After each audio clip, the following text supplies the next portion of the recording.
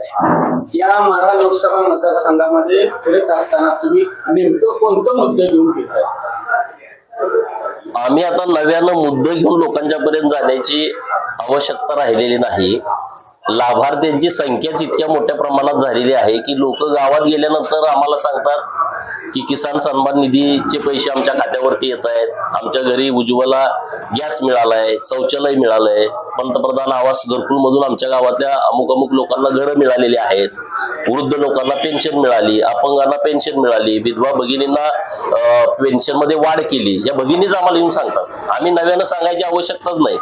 इतके रस्ते झाले, पालखी मार्ग झाला, नॅशनल हायवे झाले, हे सांगण्यापूर्वीच गावातील लोक उत्स्फूर्तपणे आम्हाला सगळ्या गोष्टी सांगतायत आणि ते म्हणतात की आमच्या घरी आता धान्य मोफत मिळतंय, गावात एवढी एवढी लोक आहेत की ज्यांना दर महिन्याला मोफत धान्य मिळतंय. तर असे सगळे विषय आता लोकांच्या मध्ये गेलेले आहेत. मोदी साहेबांच्या योजना या तळागाळात पोहोचलेल्या आहेत. आता आमची फक्त फॉर्मॅलिटी जाऊन लोकांना भेटणं. तर आमच्या भेटीचा कार्यक्रम सुरू आहे. नेते एका बाजूला झाले आणि जनता एका बाजूला झाली. परिस्थिती आता मीडियामध्ये चित्र वेगळं दिसतंय आणि गावात गेल्यानंतरची परिस्थिती वेगळी आहे. माळशिरस तालुका मागच्या वेळेसही रणजित नाईक निंबाळकर साहेबांना मोठ्या प्रमाणात लीड दिलं होतं. आता सगळ्यांचं लक्ष माळशिरसकडेच आहे. तर याच माळशिरस तालुक्यातली लोक स्वाभिमानी आहेत. इथल्या लोकांचा DNA प्रस्थापितांच्या विरोधात लढण्याचा आहे. त्यांना जन्मापासून ते विरोधात लढतात.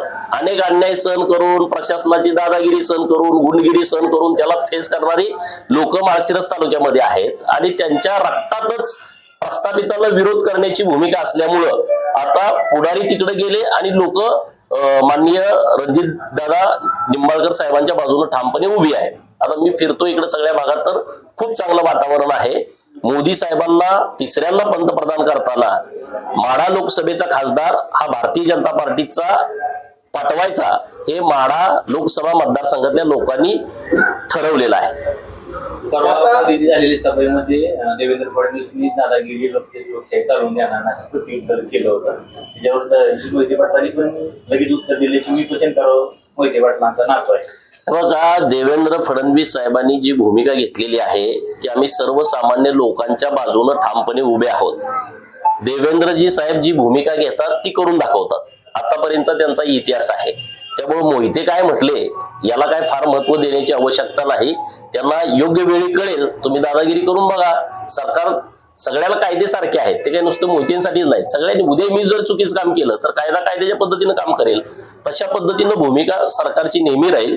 आणि आता पूर्ण महाराष्ट्रामध्ये तुम्ही बघताय की दादागिरी करणाऱ्या लोकांच्या वरती कारवाई करण्याचं मोठं प्रमाण हे राज्य सरकारच्या माध्यमातून सुरू आहे.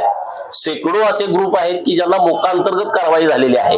शेकडो असे ग्रुप आहेत की ज्यांना MPD मधून कारवाई झालेली आहे. वर्ष ते दादा जेलमध्ये आहेत.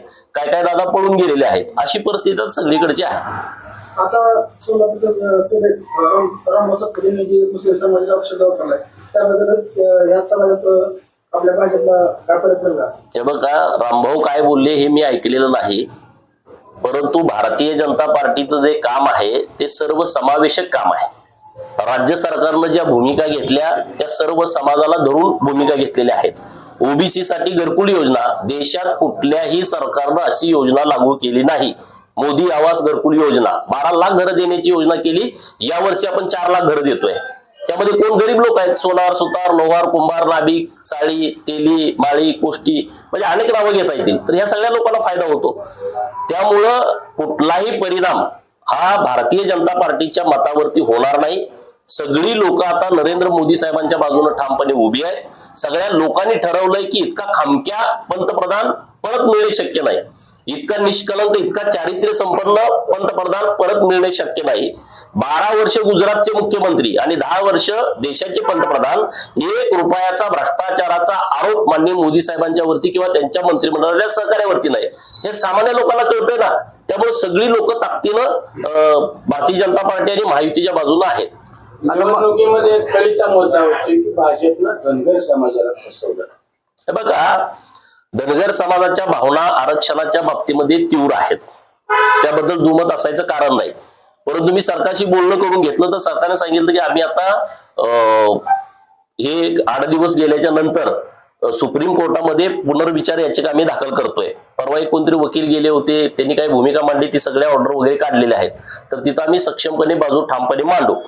काही निर्णय धनगर समाजाच्या बाजूनं मोठ्या प्रमाणात घेतले. त्यातला अहमदनगरचं नामांतर करून पुण्यश्लोक अहिल्यादेवी नगर, सोलापूरच्या विद्यापीठाला पुण्यश्लोक अहिल्यादेवींचं नाव देणं, बारामतीच्या वैद्यकीय महाविद्यालयाला पुण्यश्लोक अहिल्यादेवी होळकर यांचं नाव देणं, श्री प्रभू रामचंद्राच्या मंदिराच्या प्रांगणामध्ये पुण्यश्लोक अहिल्यादेवी होळकर यांचं मंदिर बांधण्याचा निर्णय ट्रस्टच्या वतीनं घेणं, किंवा काशी विश्वेश्वराचा जो कॉरिडॉर आहे, जगातल्या हिंदूंचं आराध्य दैवत आहे, प्रत्येकाला वाटतं की आयुष्यात जन्माला आलं तर काशीला एकदा गेलं पाहिजे. काशी विश्वेश्वराच्या मंदिराच्या प्रांगणामध्ये पुण्यश्लोक अहिल्यादेवींचा पुतळा बसून अहिल्यादेवींच्या भक्तांचा सन्मान केलेला आहे. गोष्टी अनेक आहेत. राजकीय प्रतिनिधित्व आम्ही 3 जण आता विधान परिषदेमध्ये आहोत. मागच्या सरकारमध्ये 2 कॅबिनेट मंत्री होते, 1 खासदार होते. आता माननीय जानकर साहेबांना तिकीट दिलंय. आमचा मूळ मुद्दा आरक्षणाचा आहे आणि त्या बाजूला आम्ही ठामपणे आहोत. सरकारकडे आम्ही सातत्यानं प्रयत्न करतोय. आरक्षण मिळवल्याशिवाय आम्ही गप्प बसणार नाही. परंतु जी पुढची लोक आहेत त्यांच्याकडे तर आमच्या बाबतीत व्हिजनच नाही. ती पूर्णपणे आमच्या विरोधातली लोक आहेत, ज्यांच्याकडे कुठला आमच्या बाबतीतला अजेंडा नाही. आणि त्यामुळं आपल्या सगळ्या लोकांना मी आवाहन करतो की आपण निश्चितपणे आरक्षणाच्या बाबतीमध्ये आपण ताकदीनं सरकारकडे आपली बाजू लावून धरू आणि निश्चितपणे त्यातनंही आपण काही ना काही मार्ग काढू. माढा लोकसभेतली जी नेत्यांची जी अदलाबदल झाली त्याचा काय परिणाम होईल? हे बघा, राजकारणामध्ये आता स्थित्यंतर बरीच घडतायत राज्यामध्ये. राज्यातलं राजकारणाचं स्थित्यंतर खूप मोठ्या प्रमाणात सुरू आहे. नेते मंडळी गेले म्हणून सगळी लोक जातात अशी परिस्थिती राजकारणात होत नाही. राजकारणामध्ये 1+1 2 कधी होत नाही. कधी 3 होतं, कधी 1चं 1च राहतं.